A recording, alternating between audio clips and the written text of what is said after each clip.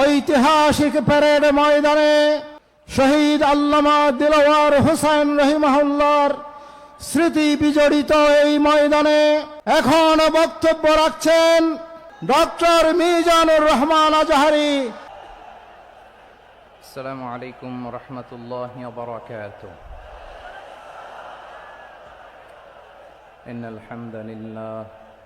ইন্নাল হামদালিল্লাহি নাহমাদুহু ওয়া নাস্তাঈনুহু ওয়া নাস্তাগফিরুহ ওয়া নু'মিনু বিহি ওয়া নাতাওয়াক্কালু আলাইহি ওয়া না'উযু বিল্লাহি মিন শুরুরি আনফুসিনা ومن سيئات أعمالنا من يهده الله فلا مضل له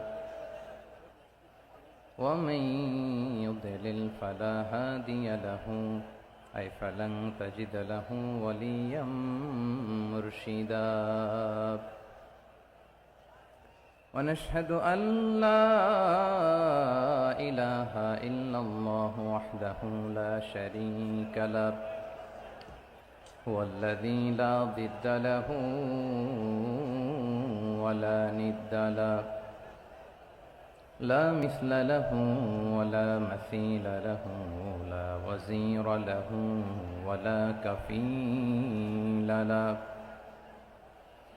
لا شبه له ولا شبيه له لا ولد له ولا والد له وهو الواحد الفرد الصمد لم يلد ولم يولد ولم يكن له كفوا أحد ونشهد أن سيدنا ونبينا وحبيبنا وبشيرنا ونذيرنا وطبيبنا وطبيب قلوبنا وحبيبنا وحبيب ربنا محمدا عبد الله ورسوله أرسله بالحق بشيرا ونذيرا وداعيا إلى الله بإذنه وسراجا منيرا أما بعد فقد قال الله تعالى في كلامه المجيد وفي فرقانه الحميد أعوذ بالله من الشيطان الرجيم بسم الله الرحمن الرحيم إن الله يأمر بالعدل والإحسان وإيتاء ذي القربى وينهى عن الفحشاء والمنكر والبغي يعظكم لعلكم تذكرون إن الله وملائكته يصلون على النبي يا أيها الذين آمنوا صلوا عليه وسلموا تسليما اللهم صل على محمد وعلى آل محمد كما صليت على إبراهيم وعلى آل إبراهيم إنك حميد مجيد اللهم بارك على محمد وعلى آل محمد كما باركت على إبراهيم وعلى آل إبراهيم إنك حميد مجيد সকল প্রশংসার মালিককে, সকল ক্ষমতার উৎসকে। কেউ যেটা পারে না পারে কে, কেউ যেটা দেখে না দেখে কে, কেউ যেটা শোনে না শোনে কে? সে আল্লাহ তাআলার দরবারে আমরা শুকরগুজার হচ্ছি। সবাই পড়ে নিচ্ছি কালিমাতুশ শুকর, আলহামদুলিল্লাহ। প্রিয় চট্টলাবাসী, গলা ছেড়ে দিয়ে আওয়াজ করে একসাথে সবাই পড়ুন, রব্বানা লাকাল হামদ হামদান কাসীরান তাইয়্যিবান মুবারাকান ফি ইয়া রাব্বি লাকাল হামদু কামা ইয়ানবাগি লিজালালি ওয়াজহিকা ওয়া আযীমি সুলতানিকা লাকাল হামদু বিল ঈমান লাকাল হামদু বিল ইসলাম লাকাল হামদু বিল কুরআন।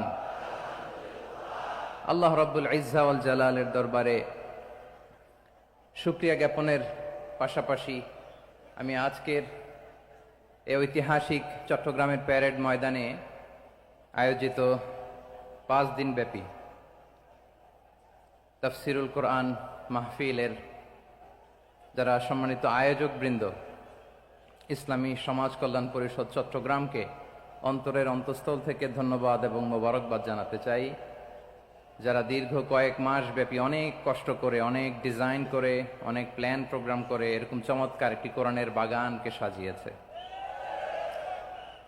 আজকের এই প্রোগ্রামের সম্মানিত সভাপতি, প্রধান অতিথি, বিশেষ অতিথি, মঞ্চে উপবিষ্ট উলামায়ে কেরাম, কমিউনিটি লিডার্স, চট্টগ্রামের বিভিন্ন পর্যায়ের বিভিন্ন দলের সামাজিক, ধর্মীয়, রাজনৈতিক নেতৃবৃন্দ, ব্যবসায়ী ভাইয়েরা, চাকরিজীবী ভাইয়েরা, শ্রমজীবী ভাইয়েরা, ছাত্র ভাইয়েরা, পর্দার আড়ালে আমার মায়েরা এবং বোনেরা, সাংবাদিক বন্ধুরা, মিডিয়া কর্মী, ইউটিউবার্স, ভলান্টিয়ার্স, আপনাদের সবাইকে অন্তরের অন্তঃস্থল থেকে শুভেচ্ছা জানাই, মোবারকবাদ জানাই। আপনারা সবাই কেমন আছেন? সবাই ভালো আছেন? সুস্থ আছেন? দোয়া করি আল্লাহ তাআলা আপনাদের সবাইকে ভালো রাখুন, সুস্থ রাখুন, নিরাপদে রাখুন। আমরা সবাই পড়ি আমিন। সম্মানিত সুধী, হযরতুল আল্লাম শহীদ মরহুম আল্লামা দেলওয়ার হোসেন সাঈদী রাহিমাহুল্লাহ, ওনার স্মৃতি বিজড়িত আজকের এই ঐতিহাসিক প্যারেড ময়দানের তাফসিরুল কোরআনের প্রোগ্রামে সব আছে। স্টেজ আছে,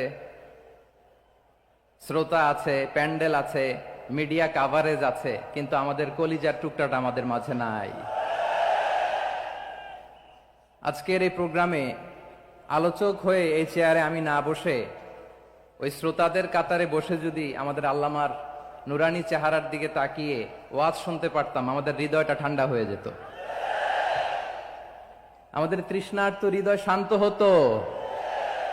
সব আজকে আছে, কি যেন নাই, ঠিক কিনা বলেন? আল্লাহ তাআলা প্রতি 100 বছরে একজন মুজাদ্দিদ পাঠায়, প্রতি 100 বছরে একজন মুজাদ্দিদ, যিনি সমাজকে সংস্কার করেন। আল্লামা দেলওয়ার হোসেন সাঈদী রাহিমাহুল্লাহ ছিলেন তেমন একজন মুজাদ্দিদ। চিৎকার করে বলেন ঠিক কিনা? উনি শিরক বিদআতের আস্তানাকে তছনছ করে দিয়েছেন, তাওহীদের বাণীকে সমুন্নত করেছেন, গণমানুষের কাছে তাফসিরুল কোরআনকে জনপ্রিয় করেছেন। আজীবন আজীবন তিনি ইসলামকে বিজয়ী শক্তি হিসেবে দেখার স্বপ্ন দেখতেন। এত প্রাঞ্জল ভাষা, এত চমৎকার আধুনিক প্রেজেন্টেশন, গণমানুষের কাছে কোরআনের তাফসিরকে এভাবে জনপ্রিয় করে তোলার মতো ব্যক্তিত্ব আল্লামা সাঈদী ছাড়া দ্বিতীয় কেউ এই বাংলার ভূখণ্ডে নাই। এই যে তাফসিরুল কোরআন, এই যে টার্মিনোলজি, এই টার্মটাই উনি আসলে জনপ্রিয় করেছেন। আমরা আগে জানতাম না যে এভাবে তাফসির করা যায়, এভাবে scientific indications of the Holi কোরআনকে মানুষের কাছে পেশ করা যায়, এভাবে এত জীবন ঘনিষ্ঠ করে, এত ইন্টারেক্টিভ করে কোরআনের কথাগুলো মানুষের কাছে উপস্থাপন করা যায়। উনি অন্যায়ের বিরুদ্ধে সবসময় সোচ্চার ছিলেন, প্রতিবাদী কণ্ঠস্বর ছিলেন। ওনার আলোচনা শুনলে দেহের রক্ত টকবক করে ফুটতে থাকতো। Allahu Akbar, Allahu Akbar, Allahu Akbar. He was a strong mouthpiece of Islamic revivalism. Islamic জাগরণের strong mouthpiece ছিলেন আল্লামা সাঈদী রাহিমাহুল্লাহ। অনেক দোয়া পেয়েছেন। আমরা পড়েছি, এমন জীবন তুমি করিবে গঠন, মরণে হাসিবে তুমি, কাঁদিবে ভুবন। গোটা বিশ্বকে তিনি কাঁদিয়েছেন। আল্লামা যখন ইন্তেকাল করলেন, আমি তখন মালয়েশিয়া থেকে যুক্তরাষ্ট্রে একটা কনফারেন্সে যোগ দিতে যাচ্ছি, কাতার এয়ারলাইন্সে। মালয়েশিয়া থেকে দোহাতে নামলাম। দোহায় যখন আমার ট্রানজিট, তখন শুনতে পেলাম যে আল্লামা বিদায় নিয়েছেন। সোশ্যাল মিডিয়ায় শুনে বিশ্বাস করতে পারলাম না। মুহূর্তের মধ্যেই মাসুদ সাইদি ভাইকে মেসেজ করলাম, উনি কোনো উত্তর দিতে পারলেন না। মাসুদ ভাইয়ের সাথে যখন কোলাকুলি করি, আমাদের শামীম ভাইয়ের সাথে যখন কোলাকুলি করি, মনে হচ্ছে আল্লামা সাইদির ঘ্রাণ পাই। শরীরটা লিটারালি কাঁপছিল, নিজেকে মানাতে পারছিলাম না, বিশ্বাস করতে পারছিলাম যে আসলে আল্লামা বিদায় নিয়েছেন। ইন দ্য মিন টাইম আমার সেকেন্ড ফ্লাইট, দোহা টু নিউ ইয়র্ক, 12 ঘন্টার ফ্লাইটে উঠলাম। ইন্টারনেট থেকে বিচ্ছিন্ন হলাম। নামার পরে শুনলাম আল্লাহু আকবার, যেখানে ওনাকে কবরস্থ করার কথা ছিল সেখানেও কবর দিতে দেয়া হয় নাই। ছবিগুলো দেখতে লাগলাম, হাসিমাখা মুখ, হাসিমাখা নিথর দেহটা, মরণে হাসিবে তুমি, কাঁদিবে ভুবন। From east to west, from north to south, the entire globe, গোটা বিশ্ব ওনার জন্য কেঁদেছে। গোটা বিশ্ব কেঁদেছে, কাবার গিলাফ ধরে ধরে মানুষ চিৎকার করেছে। এর চেয়ে শ্রেষ্ঠ মৃত্যুকার হতে পারে? আমাদের আল্লামার আর কি পাওয়ার ছিল বলেন? আর কি পাওয়ার ছিল? কুল্লু নাফসিন যায়িকাতুল মাউত, যারাই দুনিয়াতে আসবে তারা ইন্তেকাল করবে, এটা আমরা মেনে নেই, এটা আমরা জানি। কিন্তু অবাক করা বিষয় হচ্ছে, আমরা আজও জানি না আমাদের আল্লামার মৃত্যু কি স্বাভাবিক হয়েছে নাকি এটা পরিকল্পিত মেডিকেল কিলিং ছিল। এটা যে পরিকল্পিত মেডিকেল কিলিং ছিল, এটা ধারণা করার পেছনে অনেক কারণ আছে। তিনি আধিপত্যবাদের বিরুদ্ধে সোচ্চার ছিলেন, ফ্যাসিবাদের বিরুদ্ধে সোচ্চার ছিলেন, রাজনৈতিক প্রতিহিংসার শিকার ছিলেন। এজন্য এটা মেডিকেল কিলিং হতে পারে, এ ধারণা আমরা করতেই পারি। আওয়াজ করে বলেন ঠিক কিনা? যে সময়টা আমরা কাটাচ্ছি, এত সুন্দর সময় বাংলাদেশ আর পাবে না। আমাদের জন্মের পর থেকে এরকম চমৎকার সময় আমরা পাই নাই। এটাই আসল সময়।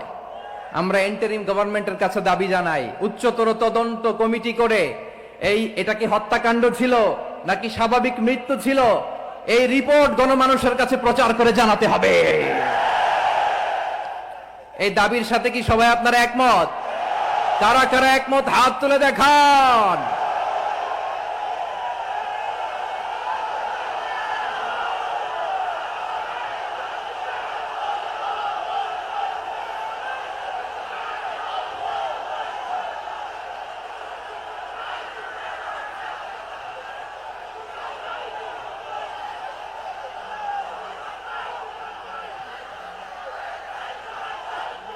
আমার প্রিয় ভাইয়েরা, প্রিয় চট্টলাবাসী, আল্লাহ তাআলা তার এই মুখলেস গোলামকে তার জান্নাতুল ফেরদাউসের মেহমান হিসেবে কবুল করুক। তার জীবনের সকল খেদমাগুলোকে কবুল করুক।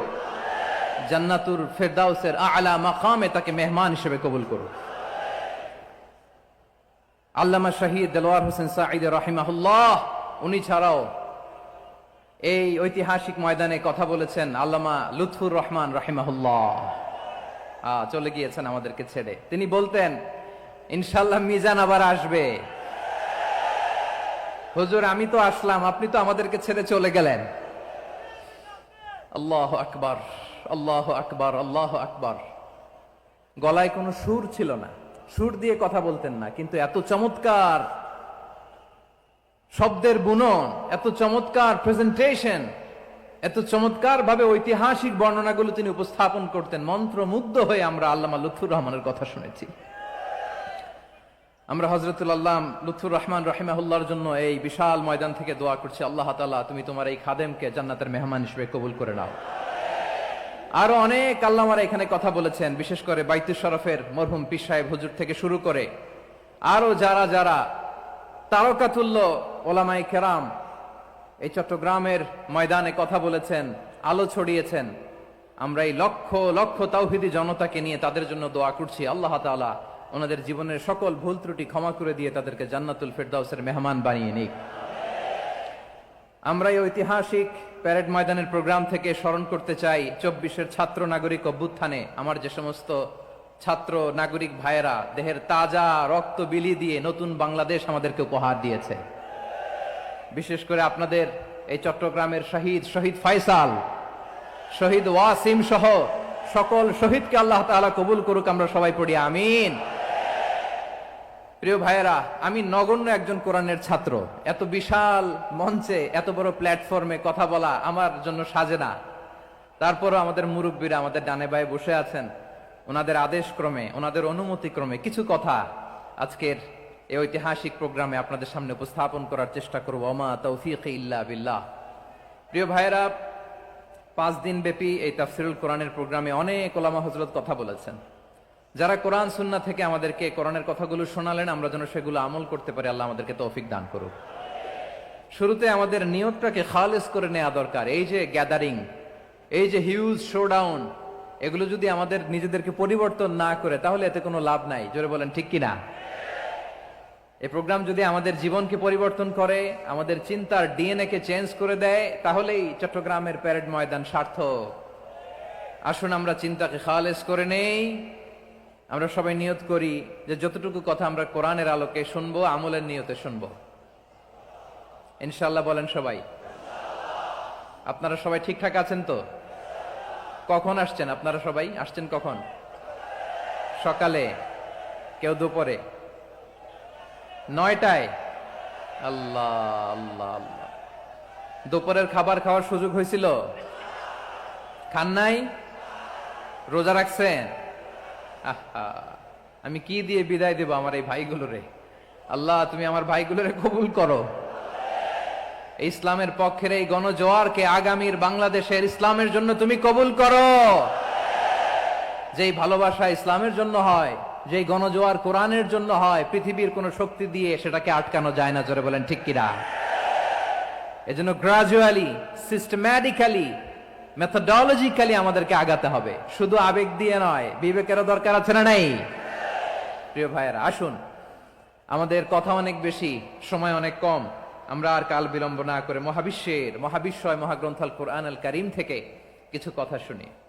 আমি যে টপিকটা নিয়ে আজকের ঐতিহাসিক চট্টগ্রামের প্যারেড ময়দানের তাফসিরুল কোরআন প্রোগ্রামে আলোচনা করব, সেটা হচ্ছে সূরাতু আন-নাহলের 90 নম্বর আয়াত নিয়ে কিছু কথা আমরা উপস্থাপন করবার চেষ্টা করব ইনশাআল্লাহ। আমার খুতবার শুরুতেই আপনারা মোটামুটি আন্দাজ করে ফেলেছেন যে আমি কি নিয়ে আলোচনা করব, কারণ যে আয়াতটি আমি তেলাওয়াত করেছি এই আয়াতটি প্রায়শই এই ভূখণ্ডে, এই বাংলাদেশে জুমার দিনে খতিব সাহেবরা দ্বিতীয় খুতবা শেষের দিকে পড়ে না? কি কমন পড়ছে? ইন্নাল্লাহা ইয়া'মুরু বিল আদলি ওয়াল ইহসান ওয়া ইতা'i যিল কুরবা ওয়া ইয়ানহা আনিল ফাহশাই ওয়াল মুনকারি ওয়াল বাগি ইয়া'iদুকুম লাআল্লাকুম তাযাক্কারুন। মুখস্থ আছে না সবার? আসুন আমরা এই আয়াতের সরল অর্থ, এর মর্মবাণী, এর সংক্ষিপ্ত তাফসীর সবাই মিলে আজকের এই প্রোগ্রাম থেকে উদ্ধার করার চেষ্টা করি। আপনারা মনোযোগী আছেন তো? ইনশাআল্লাহ। এই আয়াতটা অনেক কম্প্রিহেন্সিভ একটা আয়াত।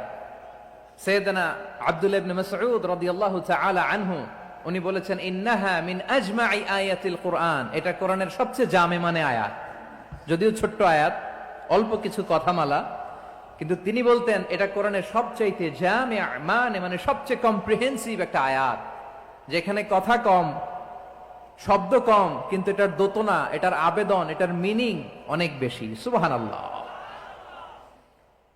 এই আয়াতে আল্লাহ তাআলা বেসিক্যালি আমাদেরকে 3টা বিষয়ে আদেশ করেছেন আর 3টা বিষয়ে বারণ করেছেন, মানে নিষেধ করেছেন। আওয়াজ করে বলুন, আদেশ করেছেন কয়টা? প্রিয় চট্টলার ভাইয়েরা, আমার মতো এই যে 3 আঙ্গুল উঁচু করে বলেন, আদেশ করেছেন কয়টা? আবার নিষেধও কয়টা? মানবো তো আমরা ইনশাআল্লাহ? বলেন সবাই। 3 do's and 3 don'ts, do's and don'ts। 3টা আদেশ, 3টা নিষেধ।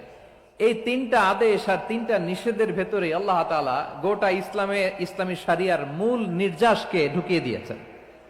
সুবহানাল্লাহ। এই ছোট্ট একটা আয়াতে গোটা ইসলামী শরিয়ার the gist, the cream of the creams, গোটা ইসলামী শরিয়ার মূল নির্যাসকে আল্লাহ ঢুকিয়ে দিয়েছেন। 3টা আদেশ আর 3টা নিষেধ। আসুন আমরা সরাসরি কোরআন থেকে শুনি, সবাই পড়ুন। আউযু বিল্লাহি মিনাশ শাইতানির রাজীম। বিসমিল্লাহির রহমানির রহিম। ইন্নাল্লাহা ইয়া'মুরু বিল আদলি ওয়াল ইহসানি ওয়া ইতা'i যিল কুরবা ওয়া ইয়ানহা আনিল ফাহশাই ওয়াল মুনকারি ওয়াল বাগি يعظكم لعلكم تذكرون।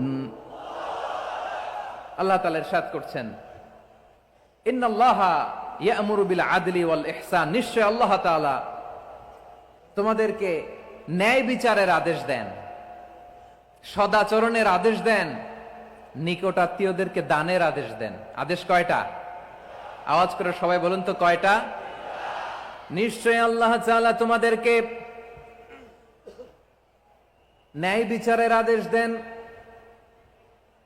সদাচরণের আদেশ দেন, তিনি তোমাদের নিকট আত্মীয়দেরকে দানের আদেশ দেন, আর তিনি তোমাদেরকে অশ্লীলতা থেকে নিষেধ করেন, মন্দ কাজ থেকে নিষেধ করেন, অবাধ্যতা সীমা লঙ্ঘন থেকে নিষেধ করেন। তিনি তোমাদেরকে উপদেশ দেন যাতে তোমরা শিক্ষা গ্রহণ করো। সুবহানাল্লাহ। উপদেশ দিচ্ছে স্বয়ং কে? 3টা জিনিসের আদেশ। ইয়া'মুরু বিল আদল, সুবিচার ন্যায় বিচারের আদেশ তিনি দেন। ইহসানের আদেশ দেন, যাতে আমরা ইহসান করি, একে অপরের প্রতি সুবিচার করি, মহানুভবতা দেখায়, অনুগ্রহ দেখায়, আর নিকট আত্মীয়দেরকে যেন আমরা দান করি। এই 3টা আদেশ তিনি দিয়েছেন। আর কোন 3টা জিনিস থেকে তিনি বারণ করেছেন? অশ্লীলতা, ফাহশা, মুনকার, মানে সব মন্দ আর অসৎ কাজ, এগুলো থেকে তিনি আমাদেরকে বারণ করেন। ওয়াল বাগি, অবাধ্যতা, সীমা লঙ্ঘন, এই 3টা কাজ থেকে তিনি আমাদেরকে বারণ করেন। তিনি আমাদেরকে উপদেশ দেন, স্বয়ং আল্লাহ তাআলা আমাদেরকে উপদেশ দেন যাতে করে আমরা শিক্ষা গ্রহণ করি। সুবহানাল্লাহ পড়ে। তাহলে আসুন আমরা ধরে ধরে একটা একটা করে সামনের দিকে আগাই। আল্লাহ তাআলা প্রথমে আমাদেরকে আদেশ দিয়েছেন আদালের। ইন্নাল্লাহা ইয়া'মুরু বিল আদল। আওয়াজ করে বলুন আল আদাল। সবাই পড়ুন আল আদাল। আমরা উর্দু জানি, হিন্দি জানি, অনেকে ইংরেজিও জানি, কিন্তু আরবি শব্দগুলো আমাদের মুখ দিয়ে বেরোতে চায় না। আওয়াজ করে বলুন আল আদাল। মাশাআল্লাহ। ইন্নাল্লাহা ইয়া'মুরু বিল আদল। আল্লাহ তাআলা আমাদেরকে আদলের আদেশ দেন। আদল অনেকে না বুঝলেও আদালত শব্দটা বুঝবেন। আদালত, আদালত, আদালত বুঝেন না? যেখানে বিচার কার্যের ফয়সালা করা হয়, কোর্ট কাচারি আদালত, এটা তো ভেরি কমন। এটা শুনছেন না সবাই? আদালত, যেখানে ন্যায় বিচার হবে, সুশাসন হবে। কিন্তু ভাগ্যের কি নির্মম পরিহাস, ওখান থেকে মিথ্যা সাক্ষী দিয়ে মনমতো রায় দিয়ে দেয়া হয়। এগুলোর পরিবর্তন হওয়ার দরকার আছে না নাই? প্রিয় ভাইয়েরা, আদালত, আল আদল, ইংরেজিতে বলে জাস্টিস, ন্যায় বিচার, সুবিচার, সুশাসন, জাস্টিস, আল আদল, সব জায়গায় এই জাস্টিস থাকা দরকার। Justice should be prevailed in the society. The mission of all prophet was to uphold the justice. সব নবীর মিশন ছিল এই জাস্টিসকে, আদালকে, সুশাসন আর সুবিচারকে নিশ্চিত করা। পড়েন সুবহানাল্লাহ। And the core message of every divine scripture was to uphold justice. পৃথিবীর সব আসমানি কিতাবের মূল শিক্ষা ছিল এই জাস্টিসকে সমাজে এনশিওর করা, সুবিচার, সুশাসনকে এনশিওর করা। তাহলে প্রিয় ভাইরা, আমরা বুঝতে পারলাম আল আদল শব্দের মানে হচ্ছে ইনসাফ বা সুবিচার বা ন্যায় বিচার। এটা হচ্ছে একটা general meaning, very general meaning. আপনি যদি ইন ডেপথ বুঝতে চান, আরো ভেতরে যান, তাহলে আদল মানে হচ্ছে সমন্বয়, আদল মানে হচ্ছে ভারসাম্য, ব্যালেন্স। আদল মানে হচ্ছে মধ্যম পন্থা। সুবহানাল্লাহ পড়েন। কারণ সব সময় সমান সমান হইলেই সুবিচার হয় না। কথা কি বুঝতেছেন? ইসলামের দ্য কনসেপ্ট অফ আদল, এটা এমন আদল, এটা সব সময় সমান সমান নয়। যখন সমান সমান দেয়া দরকার ইসলাম সমান সমান দেয়, যখন ব্যালেন্স করা দরকার চেক এন্ড ব্যালেন্স সমন্বয় ভারসাম্য করা দরকার তখন ইসলাম ভারসাম্য করে দেয়। এটার নাম আদাল। সুবহানাল্লাহ। সহজ করে আপনাদেরকে বুঝাই, যেমন ধরুন একটা পরিবারের 3 জন সদস্য, স্বামী, স্ত্রী আর সন্তান। তাদের সকালবেলার ব্রেকফাস্টে স্বামীর সকালের নাস্তায় স্বামীর 3টা রুটি লাগে, স্ত্রীর 2টা লাগে, আর সন্তানের 1টা রুটি লাগে। এখন আমি যদি সমান সমান করে আদল করতে চাই, সবাইকে যদি 3টা করে রুটি দেই, তাহলে স্বামী বেচারার জন্য ঠিক আছে? কি বলেন? কথা কি বুঝতেছেন না কষ্ট হয়ে যাচ্ছে? যদি সমান সমানের নিয়মে আগাই তাহলে 3টা করে যদি রুটি দেই স্বামীর জন্য ওকে, কিন্তু স্ত্রীর জন্য 1টা বেশি হয়ে যায়। আর সন্তানের জন্য কয়টা বেশি হয়? আচ্ছা, এই তো বুঝতেছেন, মাশাআল্লাহ। আচ্ছা, 2টা করে যদি সবাই রে দেই সমান সমান নীতিতে, তাহলে স্ত্রীর জন্য, স্ত্রী বেচারির জন্য ঠিক আছে, কিন্তু স্বামীর কয়টা কম পড়ে? আর সন্তানের বেশি হয়ে যায় কয়টা? আচ্ছা, সমান সমান নীতিতে সবাইকে যদি সকালের নাস্তার জন্য 1টা করে রুটি দেই, সন্তানের জন্য ঠিক আছে, কিন্তু স্ত্রী বেচারির কম পড়ে কয়টা? স্বামীর কম পড়ে কয়টা? 2টা। কথা কি বুঝতেছেন? আর আমি যদি স্বামীকে দেই 3টা, স্ত্রীকে দেই 2টা, আর সন্তানকে দেই 1টা, তাহলে কারো অপচয় হবে না। যার যতটুকু দরকার ঠিক ততটুকুই কাজে লাগবে। চিল্লায় বলেন ঠিক কিনা? এটাই হচ্ছে ইসলামের আদাল, যেখানে যার যতটুকু দরকার তাকে সেখানে ঠিক ততটুকু দিয়ে দেওয়ার নামই হচ্ছে আদাল। চিল্লায় পড়েন আল্লাহু আকবার। রব্বুল আলামিন বলেন, ইউসিকুমুল্লাহু ফি আওলাদিকুম লিযযাকারি মিসলু হাযযিল উনসায়াইন। আল্লাহ তোমাদেরকে ওসিয়ত করেন, তোমাদেরকে আদেশ দেন, উত্তরাধিকার সম্পদ যখন বন্টন হবে, ছেলেরা যতটুকু পাবে মেয়ে পাবে তার অর্ধেক। সুবহানাল্লাহ বলেন। দেখেন, ছেলে যদ্দূর মেয়ে অর্ধেক, ছেলে ডবল পাবে। আপাত দৃষ্টিতে মনে হয় এখানে অবিচার হয়েছে, কিন্তু আসলে কি অবিচার হয়েছে?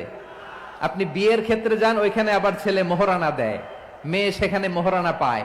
তাহলে চেক এন্ড ব্যালেন্স, ভারসাম্য, ব্যালেন্স, মধ্যম পন্থা এখানে আছে না নাই?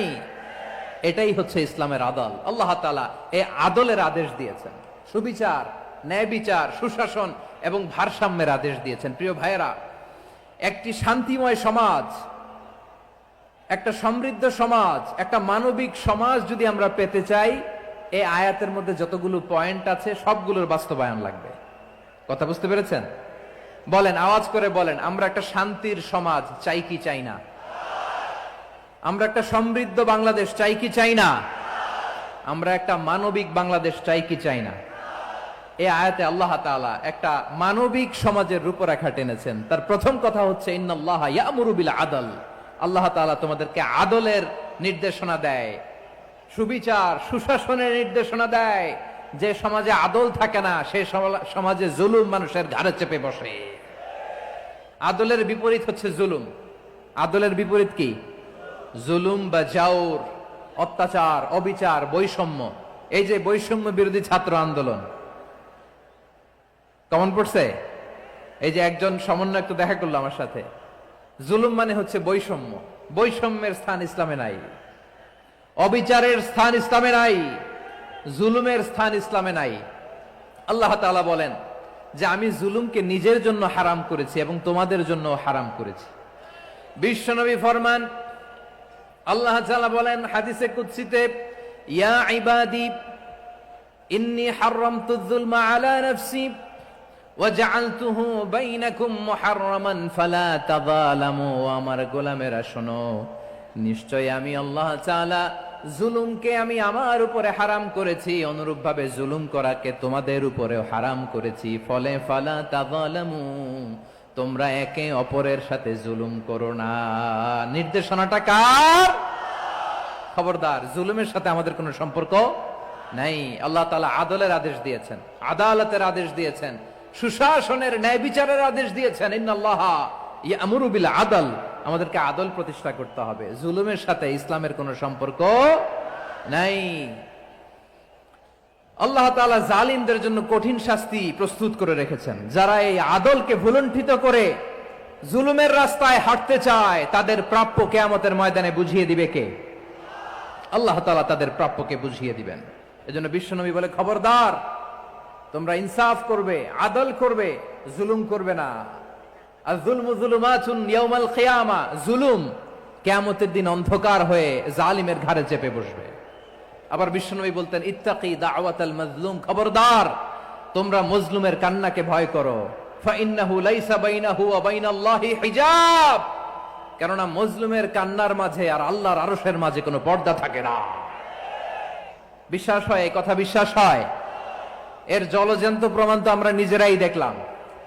হ্যাঁ, মজলুমের কান্না ফুলে ফেপে মহিরুহ হয়ে পাহাড়ের মতো হয়ে বিস্ফোরিত হয়ে জালিমের মসনদকে ছারখার করে দিয়েছে। এর প্রমাণ তো আমরা নিজেরাই তো দেখলাম। জালিমের পরিণতি কি হয় আমরা জীবদ্দশাই তো দেখলাম। এমনও কোন জুলুম নাই যে হয় নাই, ঠিক কিনা বলেন? আহারে জুলুম, আহারে জুলুম। রিসেন্টলি আয়না ঘরের কিছু ছবি প্রকাশিত হয়েছে সোশ্যাল মিডিয়ায়, দেখেছেন আপনারা? হ্যাঁ, ছোট্ট একটা জায়গা, স্বাধীন মানুষকে প্রাণীর মতো, পাখির মতো খাঁচায় বন্দি করে রেখেছে। কখন দিন কখন রাত কিচ্ছু জানে না, কখন দিন কখন রাত কিছু জানে না। বছরের পর বছর কেটে গিয়েছে। এক্সট্রা জুডিশিয়াল কিলিং এর কোনো হিসাব নাই, বিচার বহির্ভূত হত্যা, এনফোর্স ডিসঅ্যাপিয়ারেন্স, গুম, যেটা সবচাইতে বড় মানবতা বিরোধী অপরাধ।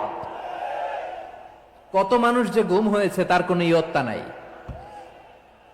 যেই ফ্যামিলির সদস্য গুম হয়েছে তারা কি ওই লোকটার জন্য মাগফিরাতের দোয়া করবে নাকি সুস্বাস্থ্যের দোয়া করবে তারা নিজেরাও জানতো না, কারণ জানে না ও বেঁচে আছে না মরে গেছে। আহা, বিডিআর নওজওয়ানদের যারা ছাড়া পেল দেখলাম, বিনা অপরাধে, কোনো অন্যায় ছাড়া, অপরাধ ছাড়া তাদের জীবন থেকে, তাদের তারুণ্যের, তাদের যৌবনের 15 বছর, 16 বছর, 17 বছর নাই। 6 মাস বয়সের ছোট বাচ্চাকে রেখে জেলে গেছে। 6 মাসের মেয়ে বেরোয় দেখে মেয়ের বয়স 17 বছর। মেয়ে বাবারে চিনে না, বাবা মেয়েরে চিনে না।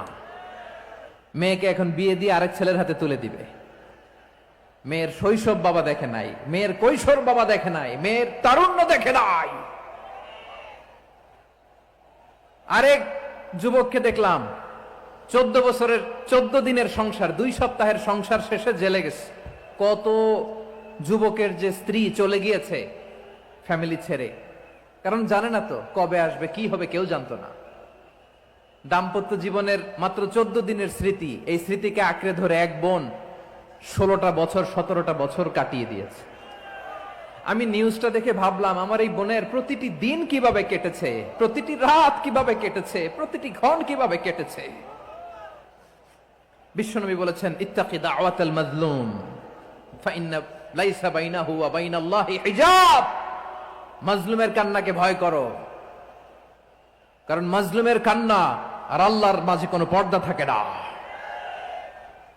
আমরা আর এরকম কোন জুলুম বাংলাদেশে দেখতে চাই না, জোরে বলেন ঠিক কিনা? আর কেউ নতুন করে জালিম হোক আপনারা চান? আবার নতুন করে কেউ ফ্যাসিস্ট হোক আপনারা চান? এক দল আরেক দলকে নিশ্চিহ্ন করার রাজনীতিতে মেতে উঠুক, এটা আপনারা চান? আমরা বাংলাদেশকে আদল দিয়ে সাজাতে চাই। আমরা এই 56,000 বর্গ মাইলের প্রতিটা ইঞ্চি মাটিকে কোরআনের আইন দিয়ে সাজাতে চাই। রাজি আছেন আপনারা?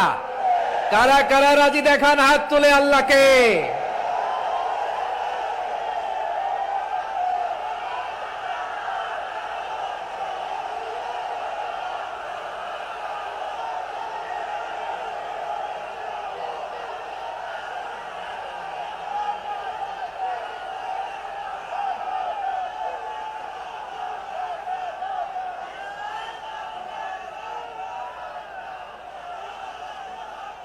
বসুন, আমার প্রিয় বীর চট্টলার তৌহিদি মুসলমান, আমরা আর নতুন করে কেউ জালিম হোক এটা চাই না। নতুন করে আবার কেউ ফ্যাসিস্ট হোক আমরা চাই না। এক দল আরেক দলকে নিশ্চিহ্ন করার রাজনীতি করুক আমরা চাই না। আমরা সুশাসনের বাংলাদেশ চাই। আমরা মানবিক বাংলাদেশ চাই। আমরা একটা সমৃদ্ধ বাংলাদেশ চাই। আমরা বিশ্বের বুকে সম্মান নিয়ে মাথা উঁচু করে দাঁড়াতে চাই, ঠিক কিনা বলেন? আল্লাহ বললেন, এটা যদি তোমরা চাও, একটা সমৃদ্ধ সমাজ যদি বিনির্মাণ করতে চাও, মানবিক সমাজ যদি বিনির্মাণ করতে চাও, আমি তোমাদেরকে সেজন্য প্রথমেই আদালতের নির্দেশ দিলাম। ইন্নাল্লাহা ইয়া'মুরু বিল আদল, নিশ্চয় আল্লাহ তাআলা তোমাদেরকে ন্যায় বিচার সুশাসন এটার আদেশ দেন। সুবহানাল্লাহ।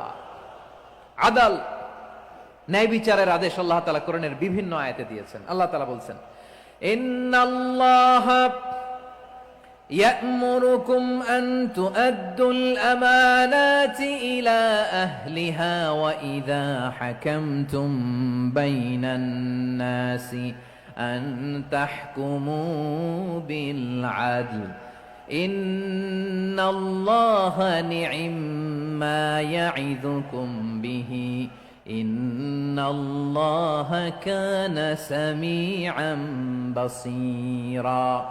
আল্লাহ তাআলা বললেন, আল্লাহ আদেশ দিচ্ছেন, যে ব্যক্তি আমানতের হকদার তার হাতে তোমরা আমানত পৌঁছে দাও, আর যখন তোমরা বিচার কার্য করবে, বিচার ফয়সালা করবে, আদালতের সাথে করো। সুবহানাল্লাহ বলেন। ওয়া ইযা হাকামতুম বাইনান নাসি আন তাহকুমু বিল আদল, আদালতের সাথে করবা। আল্লাহ তাআলা বলেন, যারা জাজ হবে, বিচারক হবে, তাদের যদি বাদী বিবাদীর কারো সাথে শত্রুতা থাকে, কারো সাথে যদি কোনো ধরনের রেষারেষি থাকে, আল্লাহ বলেন বিচার কার্য করতে যে ওই শত্রুতা রেষারেষির কারণে আদালতের বাইরে যে অবিচার করে বিচার করো না। ওয়ালা ইয়াজরিমান্নাকুম শানাআনু কওমিন আলা আল্লা তা'দিলু ই'দিলু হুয়া আকরাবু লিত্তাকওয়া ওয়াত্তাকুল্লাহা ইন্নাল্লাহা খাবীরুম বিমা তা'মালুন। খবরদার, কোন জাতির প্রতি, কোন গোষ্ঠীর প্রতি, কোন গোত্রের প্রতি আক্রোশ যেন তোমাদেরকে ন্যায় বিচার থেকে দূরে সরিয়ে না দেয়, বরং আমি আল্লাহর আদেশ হলো ই'দিলু, তোমরা আদল করো, ন্যায় বিচার করো, সুবিচার করো, সুশাসন প্রতিষ্ঠা করো। হুয়া আকরাবু লিত্তাকওয়া, এটাই তাকওয়ার সবচেয়ে কাছাকাছি। সুবহানাল্লাহ বলেন। কোরআনের বিভিন্ন আয়াতে আল্লাহ তাআলা স্পেসিফিকলি ধরে ধরে বিচার করার সময় আমরা যেন আদাল করি সেটা বলেছেন। কোরআনের কোন কোন জায়গায় আল্লাহ তাআলা এই আল আদল শব্দটা ব্যবহার করেছেন। আবার একই জিনিস ইনসাফ, সুবিচার, সুশাসন, ন্যায় বিচার, ন্যায় পরায়ণতা বুঝাতে আল্লাহ তাআলা কখনো কখনো আল কিসত শব্দটা ব্যবহার করেছেন। আওয়াজ করে সবাই বলুন আল কিসত। প্রিয় ভাইরা, সবাই আওয়াজ করে আমার সাথে সাথে বলুন আল কিসত। আল্লাহ তাআলা বলেন, ওয়া ইন হাকামতা ফাহকুম বাইনাহুম বিল কিসতি ইন্নাল্লাহা ইউহিব্বুল মুকসিতিন।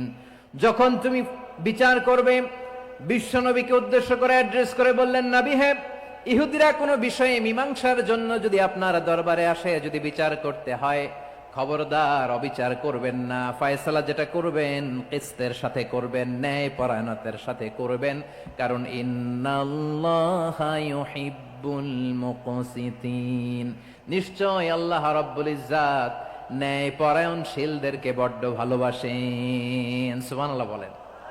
ন্যায় পরায়ণ লোকদেরকে আল্লাহ তাআলা বড্ড ভালোবাসেন। অন্য আয়াতে আল্লাহ তাআলা বলছেন, وَنَضَعُ الْمَوَازِينَ الْقِسْطَ لِيَوْمِ الْقِيَامَةِ فَلَا تُظْلَمُ نَفْسٌ شَيْئًا। আমি কিয়ামতের দিন ন্যায় পরায়ণতার মানদণ্ড স্থাপন করব, যেটাকে আমরা মিজানের পাল্লা বলি। আল্লাহ বলেন, ন্যায় বিচারের মানদণ্ড কিয়ামতের ময়দানে আমি আল্লাহ স্থাপন করব। সেদিন কারো প্রতি বিন্দু পরিমাণ, এক চুল পরিমাণ অবিচার করা হবে না, কোনো অবিচার করা হবে না। সেদিন সুশাসন হবে, সুবিচার হবে, ন্যায় পরায়ণতার সাথে বিচার হবে। আওয়াজ করে পড়েন আল্লাহু আকবার। তাহলে প্রিয় ভাইরা, যে তিনটি বিষয়ে আল্লাহ তাআলা আমাদেরকে আদেশ দিয়েছেন, তার প্রথমটা হচ্ছে আদালত, ইনসাফ, সুবিচার, ন্যায় বিচার। এটা আমরা চাই কি চাই না? বিশ্বনবী ন্যায় বিচার, ন্যায় পরায়ণতা, সুশাসন প্রতিষ্ঠিত করেন কি করেন নাই?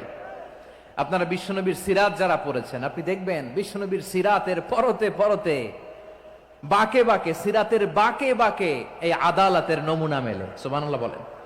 ছোট্ট একটা নমুনা রাসূল সাল্লাল্লাহু আলাইহি ওয়াসাল্লামের আসসিরা আল আতরা থেকে ছোট্ট একটা নমুনা আপনাদের খেদমতে এখানে উপস্থাপন করি। বিশ্বনবী সাল্লাল্লাহু আলাইহি ওয়াসাল্লাম মক্কা বিজয় করলেন ৮ম হিজরিতে।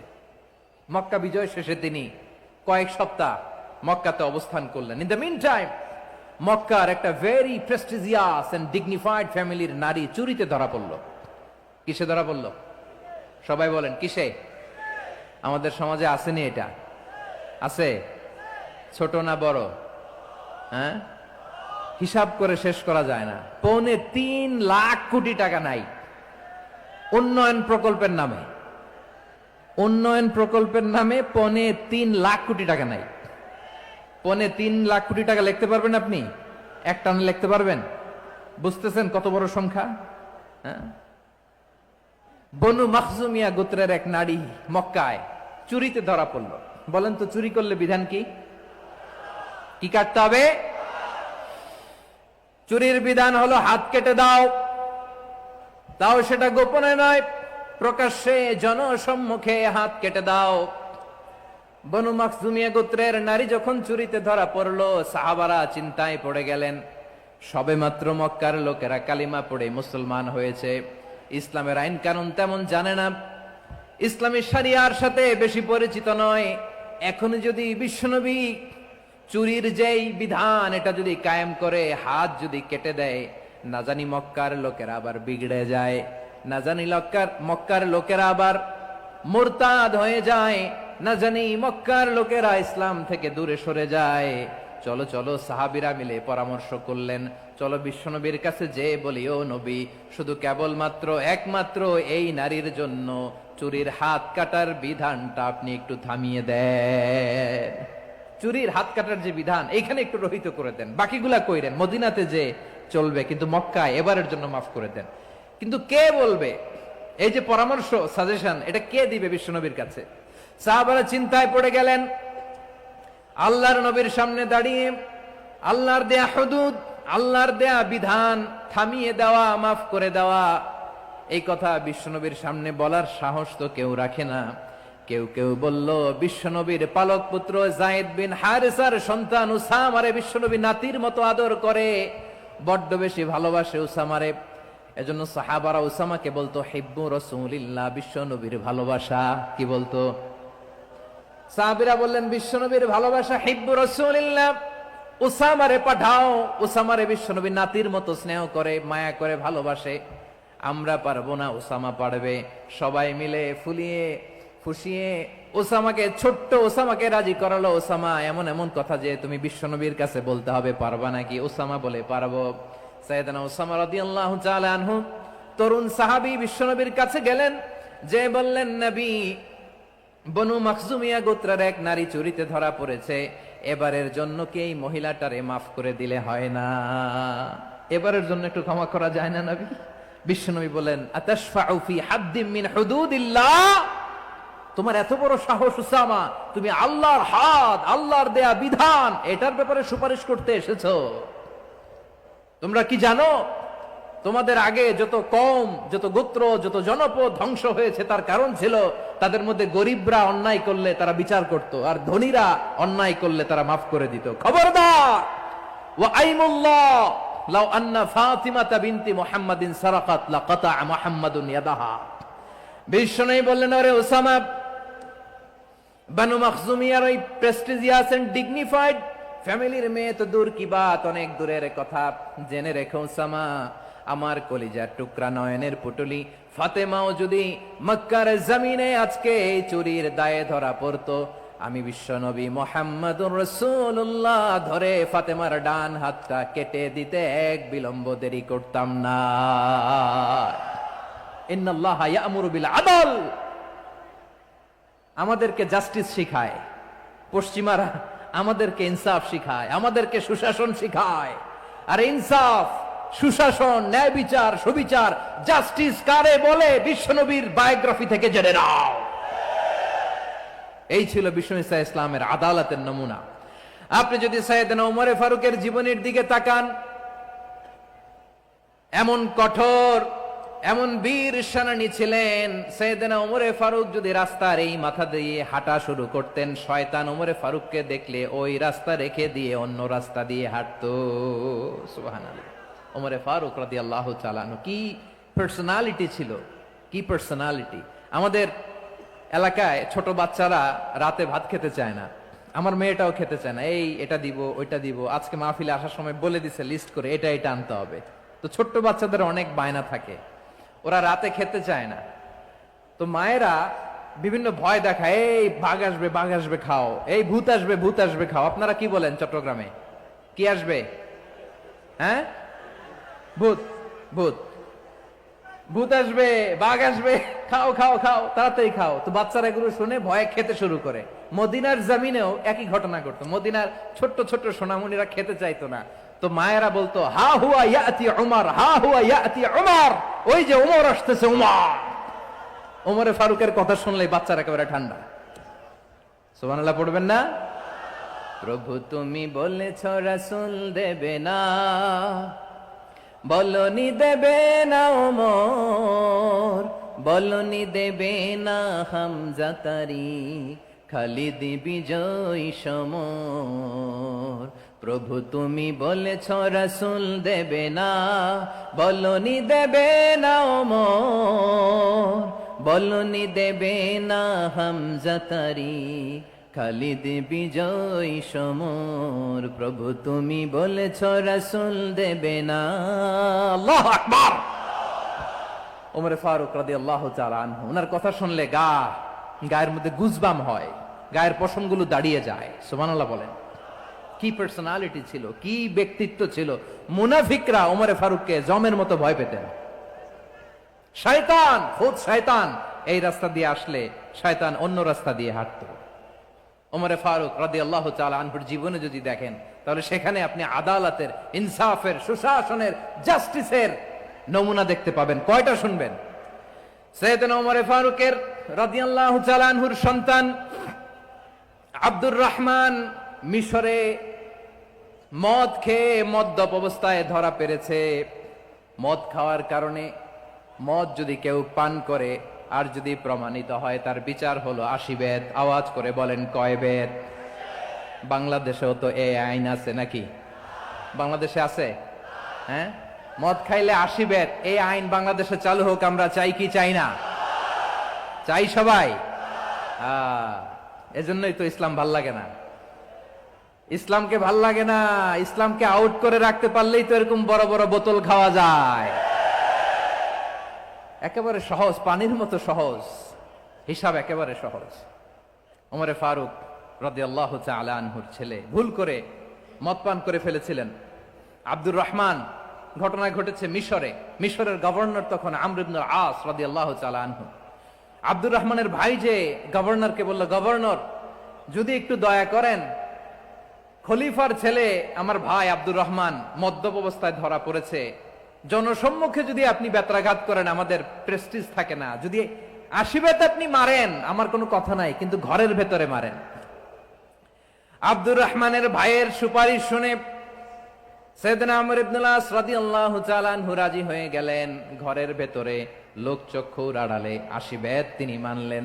কিন্তু ঘটনাক্রমে এই কথা লুকিয়ে লুকিয়ে ঘরের ভেতরে 80 বেত মারার কথা সাইয়েদনা ওমর ফারুক মদিনা থেকে জানতে পারলেন। মদিনা থেকে তিনি ফরমান জারি করলেন, এই বিচার যেমনটি আমর ইবনে আস আদায় করেছে, এটা প্রকৃতপক্ষে আদায় হয় নাই। আসো সবাই মদিনায় আসো, আমর ইবনে আস মদিনায় আসো, আব্দুর রহমানও আসো, সবাই আসো, জনসম্মুখে এই বিচার কার্যকর করতে হবে। সাইয়েদনা ওমর ফারুক মসজিদে নববীর পিলারের মধ্যে নিজের ছেলেকে বাঁধলেন, আবার জনসম্মুখে 80টা বেত তার গায়ের মধ্যে মারলেন। মাজমুয়ে ফাতাওয়া ইবনে তাইমিয়া রাহিমাহুল্লাহ উনি এটা নকল করেছেন। এটা সবচেয়ে বিশুদ্ধ মত। আরো অনেক মত আছে, মারা গেছে কবরের উপর, ওগুলো বাদই দিলাম। কেমন খলিফা ছিলেন, কেমন খলিফা! পশ্চিমারা তোমরা জাস্টিস আমাদেরকে শেখাও, ইনসাফ কারে বলে, সুশাসন আমাদেরকে তোমরা শিখাও। ওমরে ফারুক রাদিয়াল্লাহু তাআলা আনহু ওই বিচারকে তিনি ধর্তব্য মনে করেন নাই, মদিনাতে এনে আবার জনসম্মুখে আবার আশীর্বাদ মেরেছেন। মিশরে ওমরে ফারুক রাদিয়াল্লাহু তাআলা আনহু আমর ইবনুল আসকে গভর্নর করে পাঠালেন। সেখানে আমর ইবনুল আসের ছেলে একটা প্রতিযোগিতায় রানার আপ হয়েছে। এক মিশরি সেখানে চ্যাম্পিয়ন হয়েছে। রানার আপ বুঝতে পেরেছেন তো? রানার আপ সেকেন্ড হয়েছে, এক মিশরি হয়েছে চ্যাম্পিয়ন প্রথম। কিন্তু গভর্নরের ছেলে ও জিততে পারে নাই। ও রাগে ওই মিশরির গায়ের মধ্যে কয়েকটা লাঠি দিয়ে বাড়ি মেরেছে। মিশরি যে মদিনাতে ওমরে ফারুকের কাছে বিচার দিলেন, আপনার গভর্নরের ছেলে অন্যায়ভাবে আমার গায়ে হাত তুলেছে। সাইয়েদনা ওমরে ফারুক আবার ফরমান জারি করলেন, আসো মদিনাতে আসো। মিশরীকে ডাকলেন। ওই মিশরের গভর্নর আমর ইবনুল আস রাদিয়াল্লাহু তাআলা আনহুকে ডাকলেন, তার ছেলেকেও ডাকলেন। সবাই বসে রইল।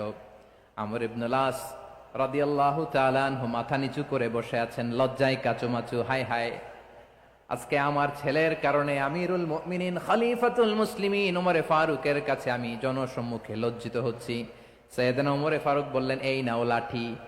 গভর্নরের ছেলে তোমার মাথার মধ্যে যতগুলো বাড়ি মেরেছে, আজকে জনসম্মুখে তুমি অতগুলা বাড়ি মারো। মিশরি বলে, থাক, আপনি যে ডেকে আনছেন সবার সামনে এটা বলছেন, এতেই আমি খুশি। আল্লাহু আকবার। আপনার মহানুভবতা দেখে আমি খুশি, আর অপমানের দরকার নাই। ওমরে ফারুক বলে, না, খবরদার, এই কথা মিশরি তুমি বলো না, মারো, যতগুলা বাড়ি মেরেছে মারো। বাধ্য হয়ে মিশরি আমর ইবনুল আসের সামনে ওনার কলিজার টুকরা সন্তানের মাথার মধ্যে বাড়ি মারতে আরম্ভ করলেন। ঠিক যতগুলা বাড়ি গভর্নরের ছেলে আমর ইবনুল আসের ছেলে মিশরির গায়ে মেরেছিল, মাথায় মেরেছিল, মিশরি গুনে গুনে ততটা মারলেন। এই দৃশ্য দেখে ওমরে ফারুক রেগে মেগে আগুন, রাগের চোটে রাগ সামলাতে না পেরে, আর নিজেকে সামলাতে না পেরে মিশরিরে বললেন, ছেলেরে মারা শেষ হয়ে গেলে এবার বাবার টাক মাথার মধ্যে কয়েকটা বাড়ি মার। রাগের চোটে, আউট অফ অ্যাঙ্গার, রাগের চোটে, যে আমার পাঠানো গভর্নর আমর ইবনুল আস তার ছেলেকে কেন আদব তারবিয়া কেন শিক্ষা দিতে পারে না। ছেলেরে মারা হইলে এবার আমর ইবনুল আসের মাথার মধ্যে দুইটা মারো। এটা রাগে বলেছেন, এটা শাস্তি হিসেবে না। সুবহানাল্লাহ পড়ে। তোমরা আমাদেরকে সুশাসন শিখাও, আমাদেরকে সুশাসন শিখাও। বিশ্বনবী বলেন, আদাল এটা যেন তেন বিষয় না, এটা দিয়েই মানবিক সমাজ গড়তে হবে। আল্লাহ তাআলা কিয়ামতের কঠিন ময়দানে, যেদিন স্বামী স্ত্রীকে চিনবে না, স্ত্রী স্বামীকে দেখে পালিয়ে যাবে, বন্ধু বন্ধুরে চিনবে না, পীর সাহেব মুরিদরে চিনবে না, মুরিদ পীর সাহেবরে চিনবে না, দলের কর্মী তার নেতারে চিনবে না, নেতা তার কর্মীরে চিনবে না, বন্ধু বন্ধুরে দেখে পালাবে। এই কঠিন মুহূর্তে সূর্যটা মাথার কাছে চলে আসবে, জমিনটা তামার জমিন হবে। আজকের জমিনের মতো নয়। মানুষ ঘর্মাক্ত, ক্লান্ত, শ্রান্ত মাথার মগজগুলো কানের ছিদ্র আর নাকের ছিদ্র দিয়ে বেয়ে বেয়ে পড়বে। বিশ্বনবী ফরমান, কিয়ামতের ওই কঠিন ময়দানে 7 শ্রেণীর ব্যক্তিকে রব্বুল আলামিন তার আরশের নিচে ছায়া দিবেন। তার মধ্যে প্রথম শ্রেণীর ব্যক্তি হলো ইমামুন আদিল। ইমামুন আদিল, ন্যায়পরায়ণ শাসক, যে ইনসাফের সাথে বিচার করে, যে জাস্টিস সমাজে সার্ভ করে, যে সুশাসন নিশ্চিত করে, ওই ইমামুন আদিল। আদিল শব্দটা বুঝছেন না? ইন্নাল্লাহা ইয়া'মুরু বিল আদল। পাইছেন? আদিল। 7 শ্রেণীর ব্যক্তিকে আল্লাহ তাআলা সুশীতল আরশের নিচে ছায়া দিবেন, যেদিন তার দেয়া ছায়া ছাড়া কোনো ছায়া থাকবে না। এর প্রথম হচ্ছে ইমামুন আদিল, ন্যায়পরায়ণ শাসক। চিল্লায় বলেন সুবহানাল্লাহ। আবার বিশ্বনবী বললেন, ইন্নাল মুকসিতিনা ইনদাল্লাহি আলা মানাবিরা মিন নূর আন ইয়ামিনির রহমান। কিয়ামতের দিন যারা ন্যায়পরায়ণ হিসেবে আল্লাহর সামনে দাঁড়াবে, কিয়ামতের দিন রব্বুল আলামিন তার আরশের ডান দিকে ওই ন্যায়পরায়ণ লোকদের জন্য আরশের ডান দিকে একটা নূরের মিম্বারে তাদেরকে বসার সুযোগ করে দিবে। আল্লাহর আরশের ডান দিকে ন্যায়পরায়ণ লোকদের জন্য আল্লাহ তাআলা নূরের মিম্বার বানাবে। 4 থেকে কথা মনে করেছেন? আল আদাল, জাস্টিস। ইন্নাল্লাহা ইয়া'মুরু বিল আদল। আল্লাহ তাআলা এই আদালতের নির্দেশনা দেয়। সুবিচার, সুশাসন। প্রিয় ভাইয়েরা, এটা আমরা বাংলাদেশে চাই কি চাই না?